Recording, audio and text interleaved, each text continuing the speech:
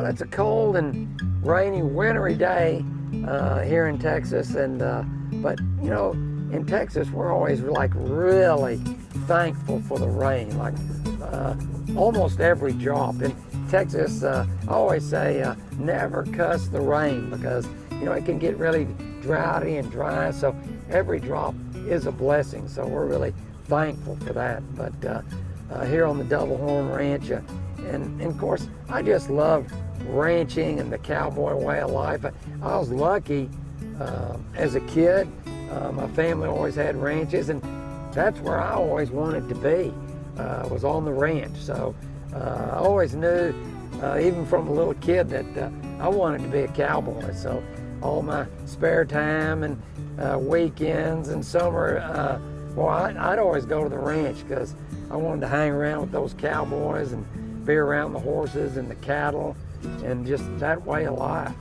So, you know, as I got older and, you know, really rodeoed and got into horses and horsemanship, finally I met Daylene, and she had a lot of the same feelings and goals. And so when we started looking for a place, gosh, we looked in Texas, Colorado, Montana, Wyoming. You know, I wanted a really good ranch. And it's funny, you deal with a real estate person and you tell them you're into horses, they always want to show you a flat, open piece of land, which is exactly what I don't want.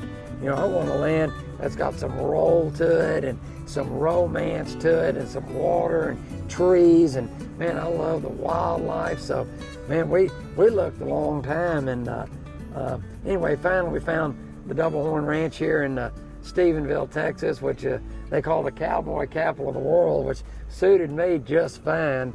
And so as we've been here, we've bought more and more land, and of course we raise the cattle and the horses and do the clinics and that type of stuff. But part of my job, besides riding horses every day, is taking care of the ranch. But it's not anything that I like dread doing. Matter of fact, I kind of love doing it every day, to be honest with you. So we have here at the ranch, we got the headquarters, we got the mountain camp, we have middle camp 1 and 2, and then we have what we call west camp. So so I'm always on the move, taking care of these different places and different ranches. So you know, when you got cattle, you know, you really best to put your eyes on them every day. And this time of year we're calving, so we got a lot of calves, and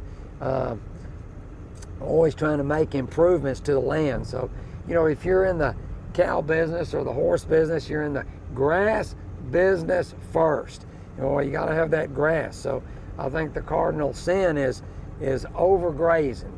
So you don't want to overgraze or overstock, and boy, you hit a drought, then you're sure enough going to be in trouble. So we watch our cattle, we watch our horses every day. This time of year in the wintertime, you got the hay and feed them a little bit of supplement, keep out that mineral, and a lot of times those molasses licks and blocks and that type of stuff. So there's a lot going on besides just working and riding the horses. And then another thing I do on the mountain camp, we've kind of turned that into a wildlife refuge, and for the deer and really all the animals. And on mountain camp, I'm not running any cattle or horses over there, keeping it just totally natural. And I really like it that way. There's not a lot of outfits or places anymore that are totally natural without cattle or something like that. But boy, we take care of the deer and all the wildlife, even the darn old feral hogs that everybody hates. You know, shoot, they got a place to be too. So it gives us some place to go and something to do each and every day. So you know, ranching and cowboying is really it's not a method, it's a way of life, and it's a tradition, and it's something I want to keep going. And you know, here in America, for me and the way I was raised and the cowboy way of life, we don't want to take democracy and freedom for granted, not even for a day. So you know, every day, you know, when be aware and thankful and say our prayers for the troops and our servicemen and our border patrol people, EMT people, firemen, that kind of stuff, policemen. Well, we appreciate them, and that's why we did